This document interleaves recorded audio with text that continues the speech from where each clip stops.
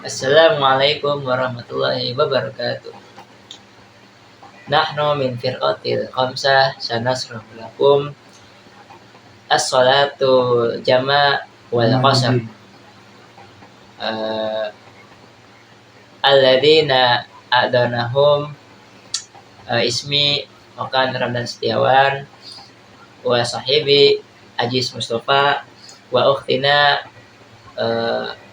Siti Alfi Ijar Rojiah wa ukhtina Martiana Musalamah.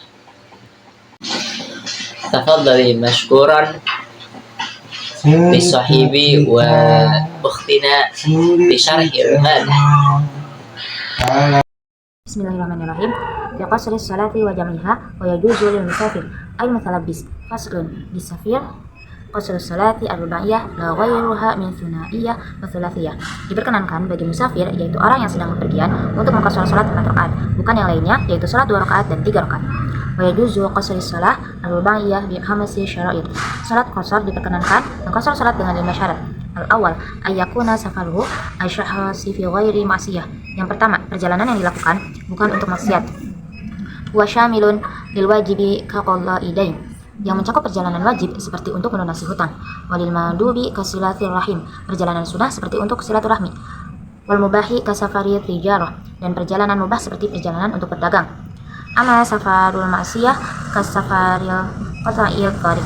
Adapun perjalanan maksiat seperti perjalanan untuk membegal jalan. Fala yutarahhasu fihi bil qasri wala jam'i. Maka saat melakukan perjalanan ini, seseorang tidak diperkenankan melakukan kemurahan salat qasar dan salat jamak.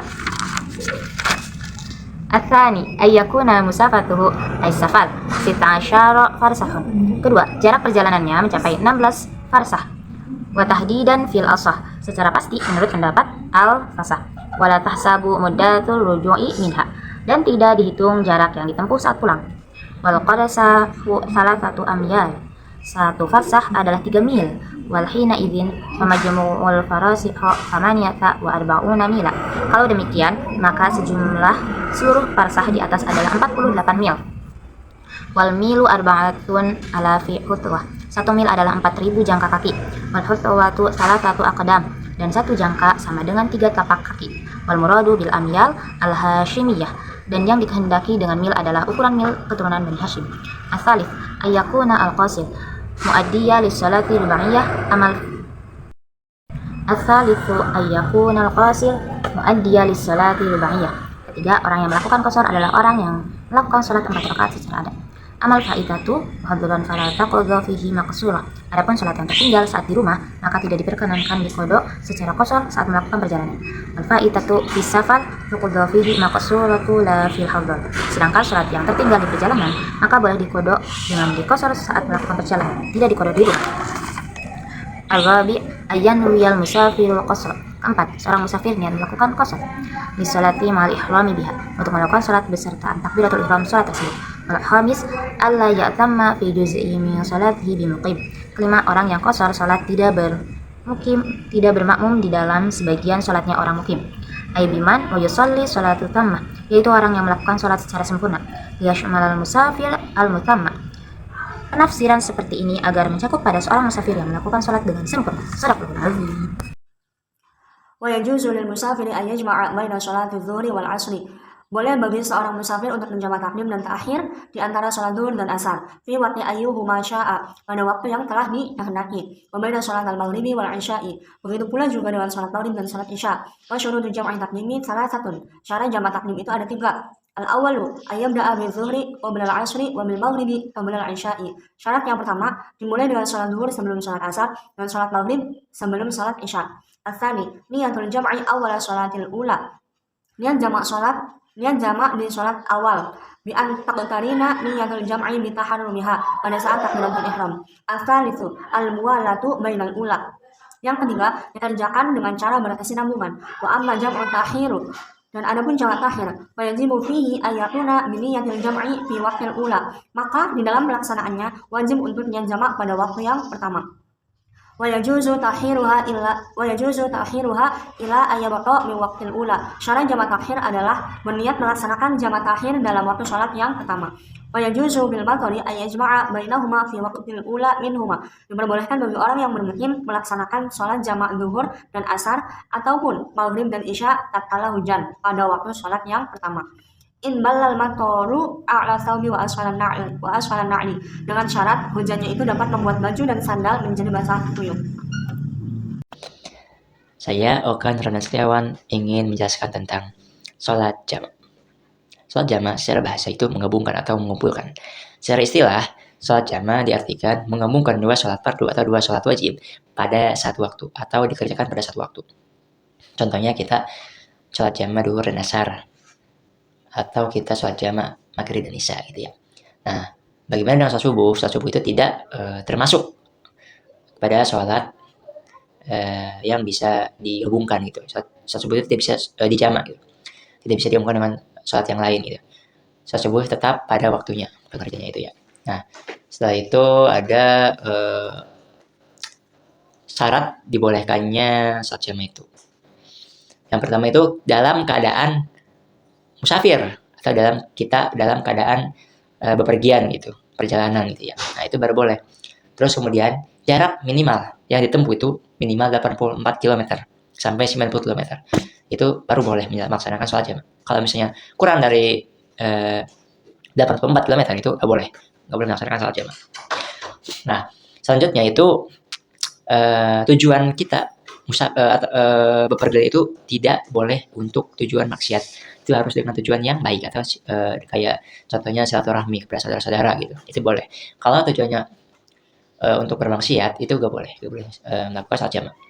Kemudian sholat jamak boleh dilakukan itu dalam keadaan di saat perjalanan aja gitu. Boleh dilakukan, baru boleh dilakukan. Dan itu juga pada saat pelaksanaannya itu kita gak boleh sholat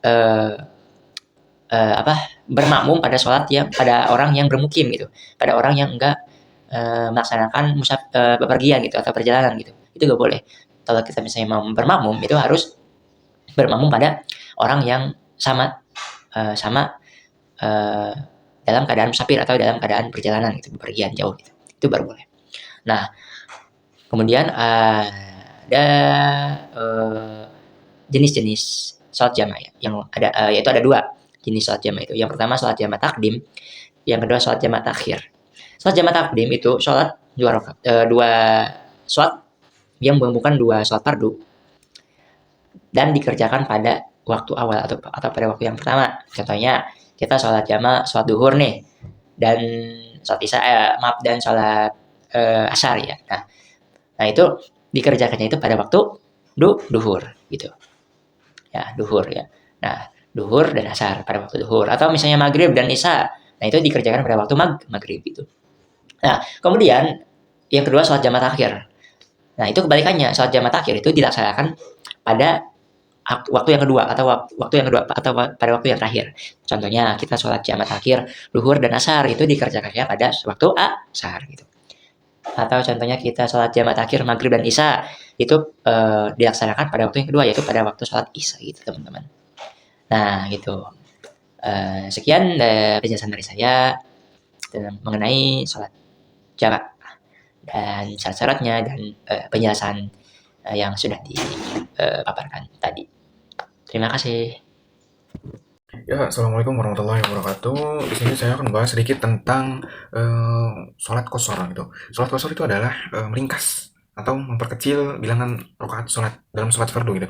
Jadi sholat yang dapat diqashar itu adalah sholat yang berjumlahnya 4 rakaat, seperti sholat zuhur, asar, dan isya. Nah, disingkat menjadi 2 rakaat. Mengqashar sholat itu hanya dapat dilakukan jika sedang berpergian jauh, terutama safar atau dalam perjalanan yang disertai dengan kesulitan. Ingat teman-teman, kesulitan. Sholat qashar merupakan rukhsah atau keringanan bagi orang yang berpergian jauh, sehingga tidak punya alasan untuk tidak mengerjakan sholat tersebut. Adapun syarat untuk mengqashar sholatnya itu, yang pertama, perginya tidak bertujuan untuk maksiat. Yang kedua, jarak perjalanannya adalah 16 farsak atau sekitar 80 km sampai 85 km kurang lebih lah. Yang ketiga, tidak bermakmum pada orang yang bermukim atau tidak musafir gitu. Syarat yang keempat itu sholat yang boleh dikosor itu cuma ada 3. Tadi yang seperti saya sebutkan. Yang pertama adalah zuhur, asar, dan isya. Nah itu yang hanya bisa dikosor. Untuk maghrib dan subuh itu tidak bisa untuk dikosor, teman-teman. Mungkin sekian yang bisa saya sampaikan. Kurang dan kurangnya mohon dimaafkan.